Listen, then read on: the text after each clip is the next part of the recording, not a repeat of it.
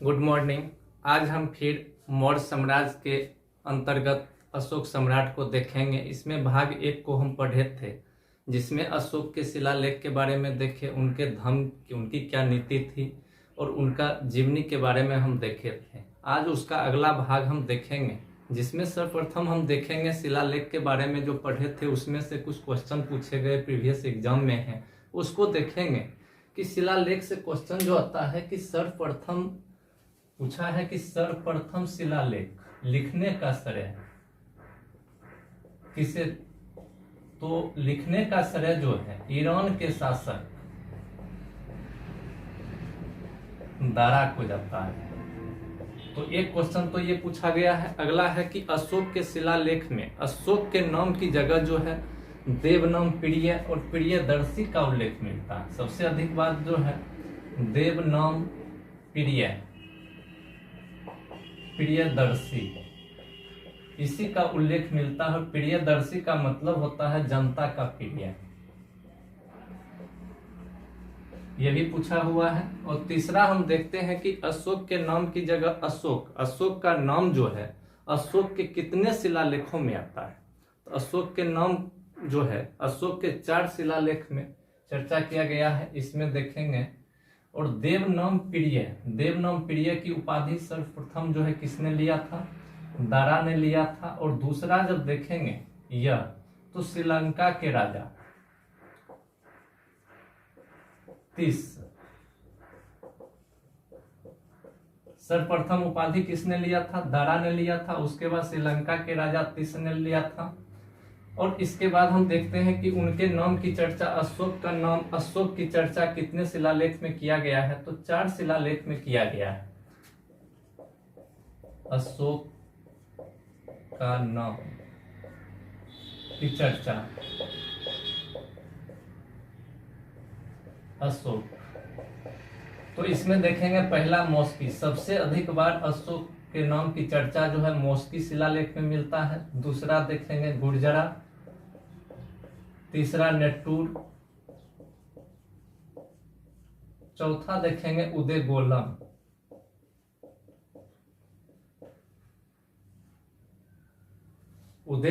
गोलम।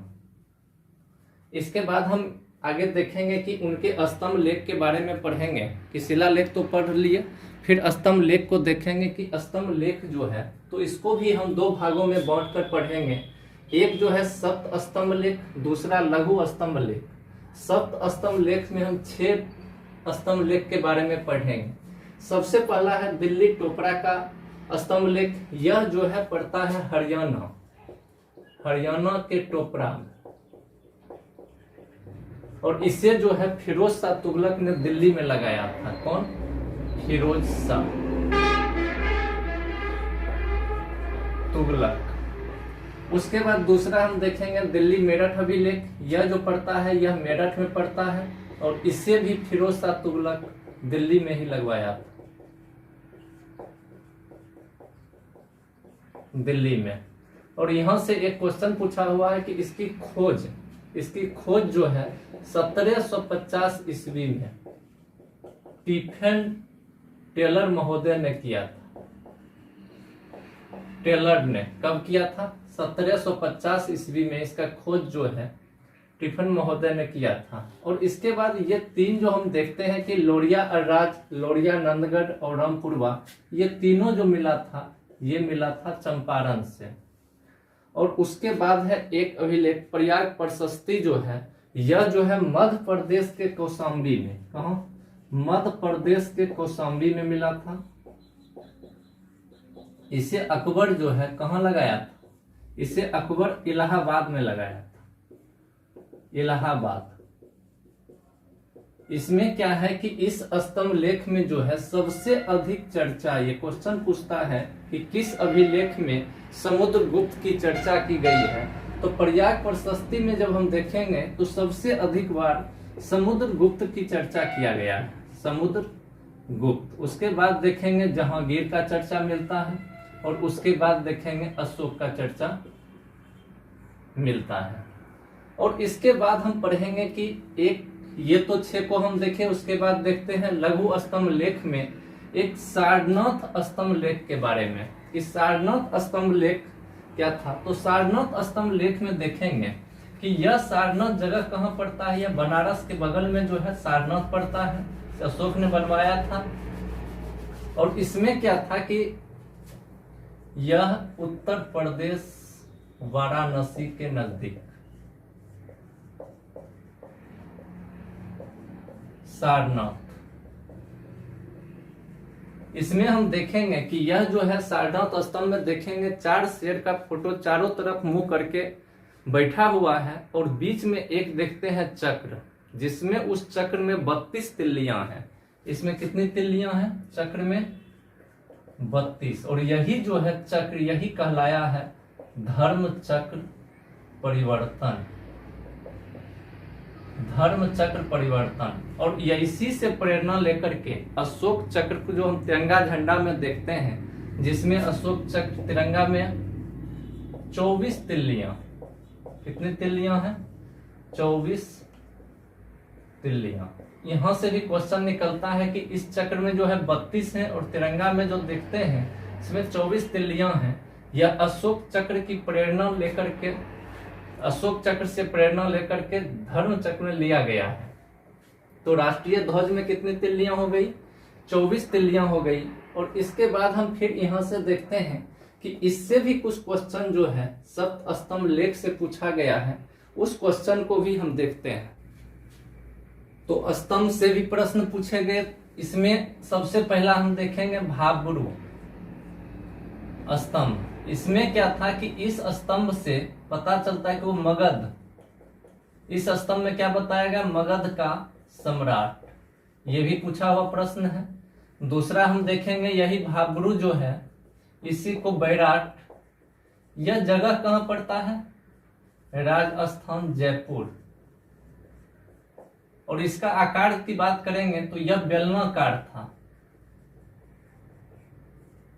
इससे जानकारी मिलता है कि अशोक जो है बौद्ध धर्म का सबसे बड़ा अनुयायी, बौद्ध धर्म का सबसे बड़ा अनुयायी।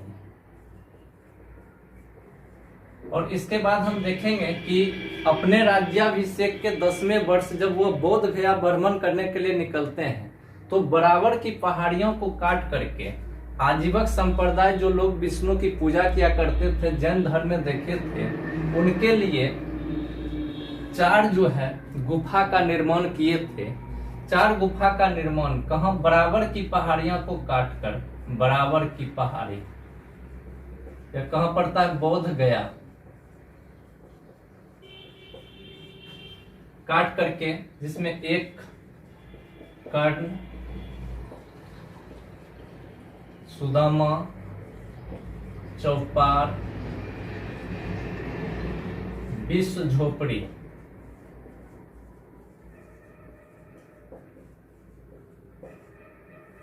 कौन सा? विश्व झोपड़ी, इसका निर्माण किए। और इसके बाद देखेंगे कि अपने राज्याभिषेक के 14वें वर्ष, कब? 14वें वर्ष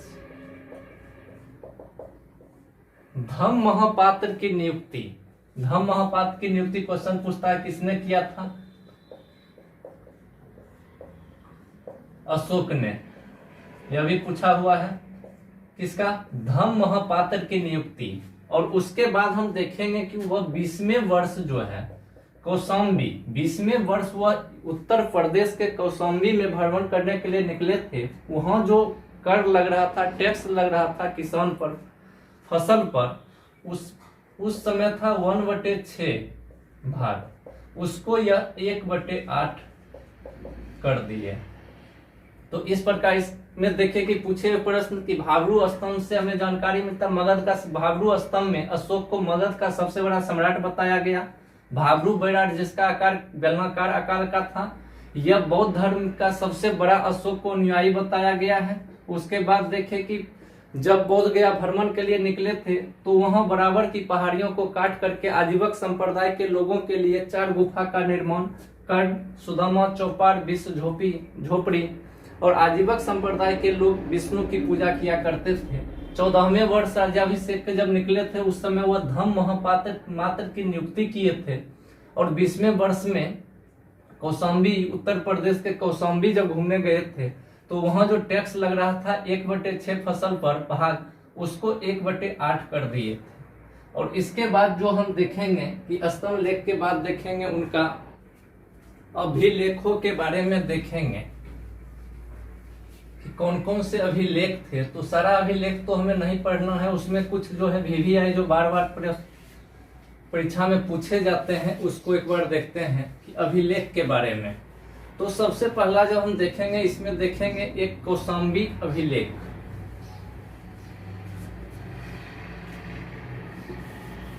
कौन सा अभिलेख?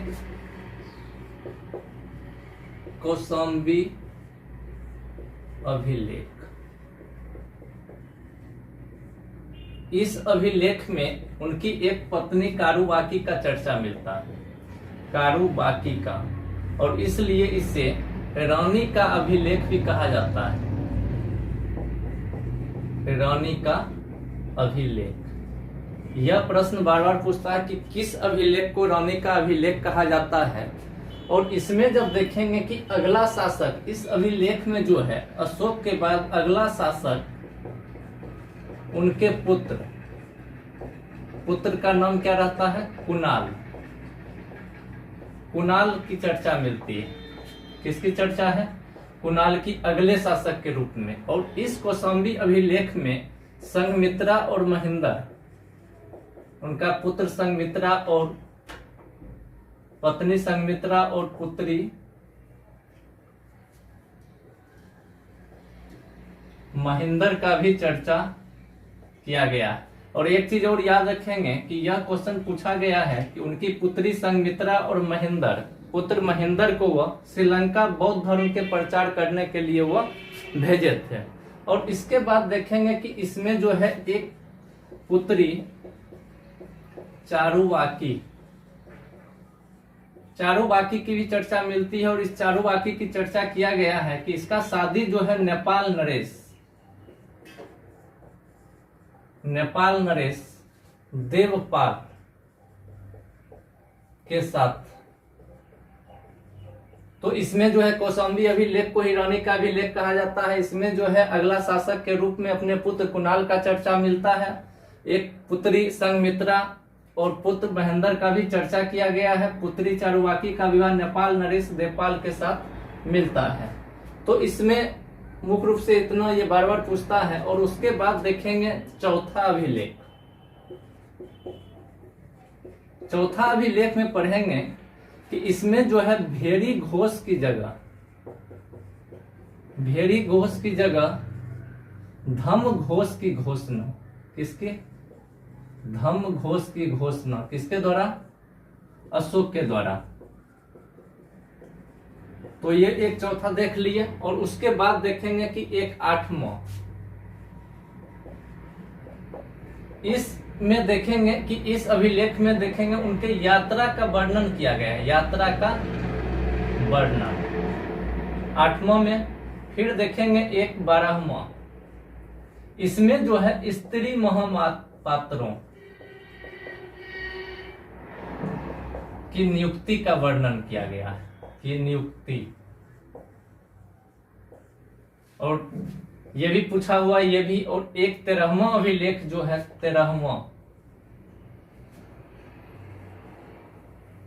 इसमें हम देखेंगे 13वें अभिलेख में यह सबसे लंबा अभिलेख है। 13वां अभिलेख जो है यह सबसे लंबा, यह भी पूछा हुआ है कि अशोक का कौन सा अभिलेख सबसे लंबा है। 13वां अभिलेख जो है यह सबसे लंबा है। और इसमें जो है कलिंग युद्ध का वर्णन मिलता है, युद्ध का वर्णन। और यह युद्ध कब हुआ था? 261 ईस्वी पूर्व में। उनके राज्याभिषेक के 8 साल के बाद 261 ईस्वी पूर्व में कलिंग युद्ध हुआ था, जिसका वर्णन किसमें मिलता है? 13वां अभिलेख में। तो मुख्य रूप से 13वां अभिलेख और कौशाम्बी का अभिलेख, जिसे रानी का अभिलेख भी कहा जाता है, इसको याद रखेंगे। और अभिलेख की चर्चा किए हैं तो सर्वप्रथम एक क्वेश्चन बार बार पूछता है कि सर्वप्रथम अशोक के अभिलेख को किसने पढ़ा था? सर्वप्रथम अशोक के अभिलेख को पढ़ने का श्रेय किसे जाता है? प्रथम अशोक के अभिलेख को, तो सर्वप्रथम देखेंगे कि 1837 ईस्वी में, कब 1837 ईस्वी में प्रिंसेप ने पढ़ा था, प्रिंसेप। इसको भी याद रखेंगे कि अशोक के अभिलेख को पढ़ने का श्रेय 1837 ईस्वी में सर्वप्रथम प्रिंसेप को जाता है। तो इस प्रकार हम अशोक के बारे में भाग 2 को भी देखे हैं। पसंद आए इसे लाइक करें, शेयर करें और इसे सब्सक्राइब करें। धन्यवाद।